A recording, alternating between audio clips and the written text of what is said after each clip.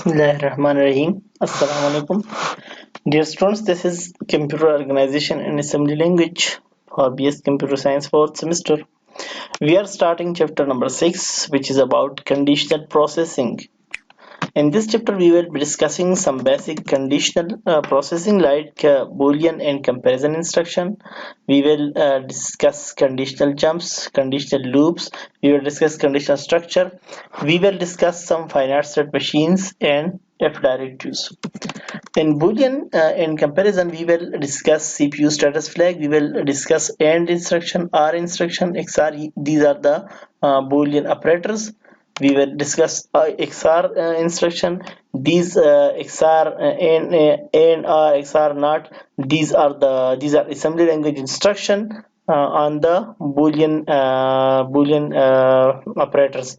We know that AND, OR, NAND, NOR, XOR, NOT. These are Boolean operator or logic gates, and on these names we have instructions in assembly language which work similar.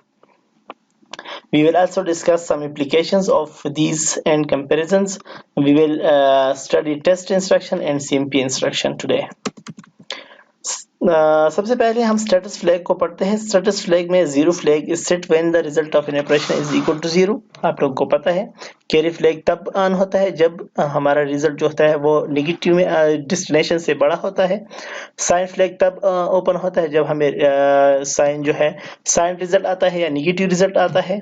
Overflow flag जो है वो तब आता है जब हमारे पास जो invalid result जब कैलकुलेट होता है या जो रिजल्ट होता है वो बड़ा होता है।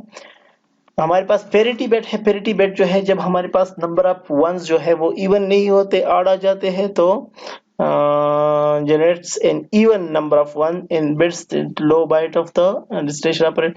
जब हमारे पास even number of ones आ जाते हैं तो पेरिटी बिट ऑन होता है। हमारे पास एक्सिलरी फ्लैग है जब हमारे पास थर्ड बिट से फोर्थ बिट तक कैरी होता है तो एक्सिलरी बिट ऑन हो जाता है। सबसे पहले हम एंड इंस्ट्रक्शन को डिस्कस करते हैं। तो जो हमारे पास एंड इंस्ट्रक्शन है वो एंड लॉजिक गेट की तरह काम करता है। एंड का टेबल इस तरह था 0 into 0 0, 0 into 1 0, 1 into 0 0, 1 into 1 1। ये जो है bit by bit comparison ending करता है। ये हमारे पास सोर्स होता है, इसमें कुछ वैल्यू होगी, डेस्टिनेशन होता है, इसकी कुछ वैल्यू होगी। इन दोनों को एंड करके रिजल्ट जो है वो इस डेस्टिनेशन में स्टोर किया जाता है। लेट्स सपोज सोर्स में ये स्टोर है, डेस्टिनेशन में ये स्टोर है, और इन दोनों को एंड करेंगे तो डेस्टिनेशन में ये वैल्यू आ जाएगी। ठीक है। और इसके साथ साथ जो फ्लैग्स है हमारे जीरो, कैरी और ऑक्सिलरी ये सारे भी चेंज होंगे। सिमिलरली हमारे पास आर है। आर लॉजिक गेट को हमने कहा था कि ये इस तरह काम करते हैं 0 + 0 0, 0 + 1 1, 1 + 0 1 और 1 + 1 1, 1 odd with 1 is equal to 1। Similarly इसका जो इस असेंबली लैंग्वेज इंस्ट्रक्शन है वो आर है। ये हमारे पास सोर्स है, इसमें कुछ वैल्यू होगी, ये डेस्टिनेशन वेरिएबल है, इसमें कुछ वैल्यू होगी। इन दोनों को हम आर करेंगे तो जो हमारा आर ऑपरेटर है ये बिट बाय बिट आरिंग करता है। लेट्स सपोज सोर्स में ये पड़ा है, डेस्टिनेशन में ये पड़ा है, तो इन दोनों को आर करके डेस्टिनेशन में ये रिजल्ट आ जाएगा। ठीक है। हमारे पास XOR है। XOR का एक सिंपल कानून है कि XOR सेम जीरो। जब इनके दोनों इनपुट सेम हो तो ये जीरो आउटपुट देता है, जब इसके दोनों इनपुट डिफरेंट हो तो ये 1 देता है। ये दोनों डिफरेंट है तो 1 दे दिया, ये दोनों डिफरेंट है तो 1 दे दिया, ये दोनों सेम है तो 0 दे दिया। XOR इसका असेंबली लैंग्वेज इंस्ट्रक्शन जो है वो XOR है। ये हमारे पास सोर्स है, इसमें कुछ वैल्यू होगी, ये डेस्टिनेशन है, इसमें कुछ वैल्यू होगी। लेट्स सपोज ये सोर्स है, ये डेस्टिनेशन है, इन दोनों को हम XOR करेंगे तो हमारे पास डेस्टिनेशन में ये रिजल्ट आएगा।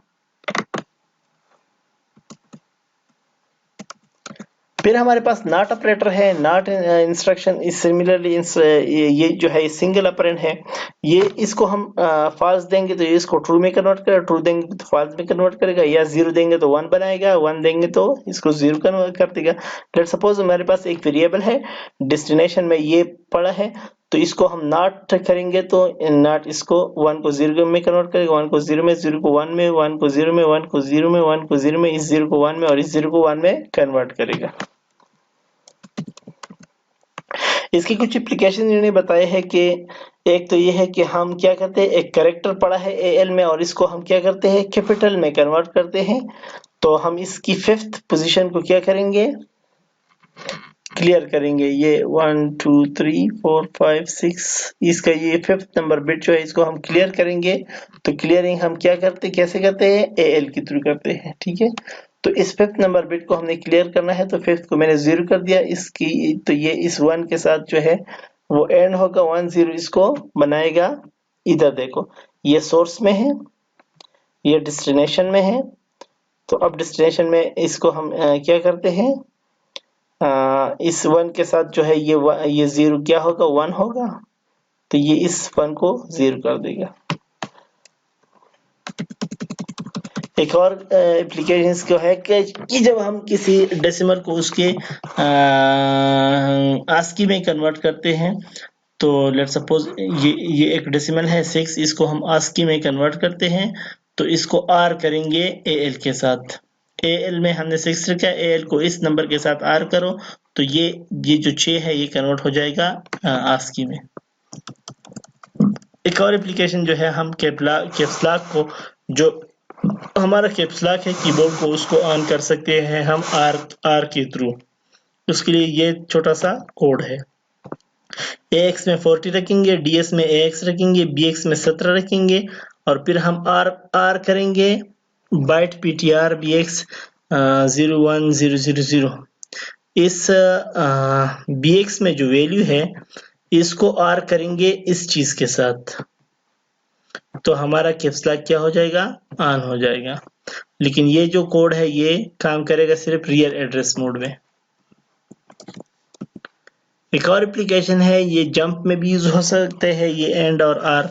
तो jump to a label if an integer is even. अगर हमारे पास इंटीजर इवन है तो इवन को मालूम करने के लिए वेरिएबल को हम ax में रखेंगे, फिर एंड करेंगे ax को 1 के साथ। 1 के साथ जब हम इसको एंड करेंगे तो ये हमें क्या करेगा, ये jump if 0 to even value.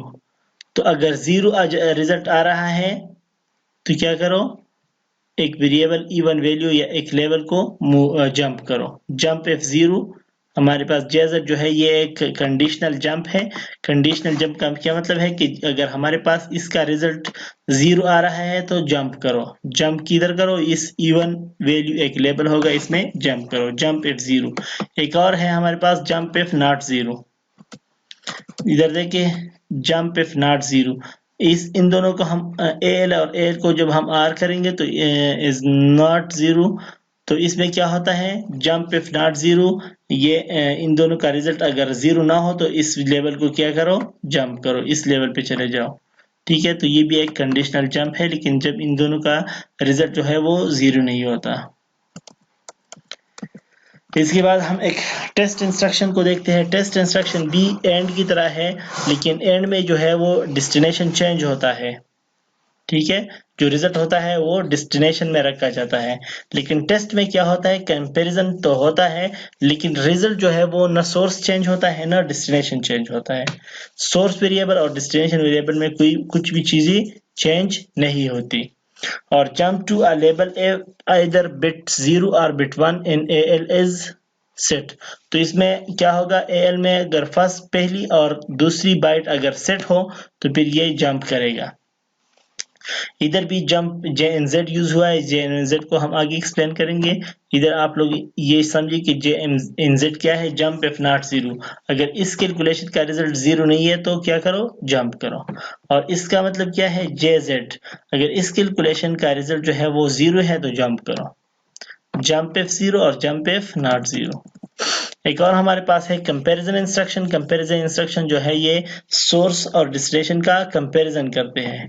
ये सोर्स है, ये डेस्टिनेशन है, इन दोनों का कंपैरिजन करते हैं, लेकिन डेस्टिनेशन को चेंज नहीं करता। और ये रिजल्ट हमें कैसे देते हैं, ये रिजल्ट हमें फ्लैग की सूरत में देते हैं। लेट्स सपोज AL में 5 पड़ा है और हमने CMP इंस्ट्रक्शन के थ्रू कंपेयर किया AL के साथ 5। अब ये AL में ऑलरेडी 5 पड़ा है तो इधर भी 5 है, इधर भी 5 है, 5 को 5 के साथ कंपेयर करेंगे तो फ्लैग में हमारे पास 0 फ्लैग क्या होगा, सिट होगा। इसका मतलब ये है कि दोनों इक्वल है। अगर 0 कंपैरिजन के बाद अगर हमारा 0 फ्लैग सेट हो, मतलब 0 फ्लैग ऑन हो जाए, तो इसका मतलब ये है कि दोनों क्या है, दोनों इक्वल है। ये क्या करते हैं, ये 5 को सब्ट्रैक्ट करता है इस AL से, लेकिन AL को चेंज नहीं करता, सिर्फ सब्ट्रैक्शन करता है। और जब ये मतलब 5 में से 5 माइनस हो जाए तो जाहिर बात है रिजल्ट हमारे पास 0 आएगा, तो 0 पे एक्सिट होगा। 0 पे एक्सिट होगा तो हमें पता चल जाएगा कि दोनों क्या है, इक्वल है। अब अगर दोनों डिफरेंट हो तो या ये बड़ा होगा या छोटा होगा। तो अगर बड़ा होगा, हम AL में 4 रखते हैं और 4 से 5 सब्ट्रैक्ट होगा तो कैरी फ्लैग ऑन होगा। कैरी फ्लैग का क्या मतलब है कि मतलब जो ये 4 है ये छोटा है 5 से। लेकिन अगर हमारे पास कैरी फ्लैग भी 0 होगा और जीरो फ्लैग भी 0 होगा, लेट सपोज 6 से 5 को माइनस करो तो ना रिजल्ट 0 आ गया ना कैरी आ गया। तो इसका मतलब है कि अगर कंपैरिजन के बाद जीरो फ्लैग भी 0 हो और कैरी फ्लैग भी 0 हो तो इसका मतलब है कि हमारे जो ये नंबर है ये बड़ा है और ये छोटा है। ठीक है, फिर क्योंकि AL से 5 माइनस हुआ और रिजल्ट हमारे पास 1 आ गया, 6 माइनस 5 1, तो 1 आया तो रिजल्ट ना 0 है और ना कोई कैरी आकर हुआ। कैरी तो आप लोग जानते हैं ना। तो इस तरह ये कंपैरिजन भी काम करता है। कंपैरिजन एक अच्छा, इसको साइड पे देके लेट सपोज AL में मेरे पास स्टोर है 5 और फिर AL से मैं माइनस कर रहा हूँ -2 को। तो -2 को जब हम करेंगे तो रिजल्ट क्या आएगा, 3। रिजल्ट 3 आएगा तो मेरा साइन फ्लैग भी 0 होगा, ओवरफ्लो फ्लैग भी 0 होगा। क्योंकि साइन फ्लैग तब ऑन होता है जब रिजल्ट हमारे पास निगेटिव आता है। इधर तो मेरा रिजल्ट क्या आ रहा है, पॉजिटिव आ रहा है, तो इधर साइन फ्लैग भी ये नहीं ऑन हुआ, ओवरफ्लो फ्लैग भी ऑन नहीं हुआ, दोनों क्या हो गए, 0। अब इधर देखें एक और कंपैरिजन में, AL में मैंने स्टोर कर दिया -1 और मैं कंपेयर कर रहा हूँ AL को 5 के साथ। अब -1 से 5 सब्ट्रैक्ट होगा तो -4 रिजल्ट आएगा। -4 रिजल्ट आएगा तो साइन फ्लैग भी चेंज होगा। साइन फ्लैग चेंज हो गया कि मेरे अब मेरा साइन क्या होगा, साइन 1 है, साइन फ्लैग ऑन हो जाएगा और ओवरफ्लो फ्लैग जो है वो 0 है। तो दोनों अब इक्वल नहीं है। ठीक है, ओवरफ्लो तब आकर होता है जब इनवैलिड रिजल्ट हो। ठीक है, तो यहाँ तक हमने ये कुछ इंस्ट्रक्शन पढ़े। हमने एंड, आर, नॉट, XR, हमने CMP और टेस्ट इंस्ट्रक्शंस को थोड़ा सा डिस्कस कर दिया। आप लोग इसको बुक में जाके पढ़े। ठीक है, थैंक यू सो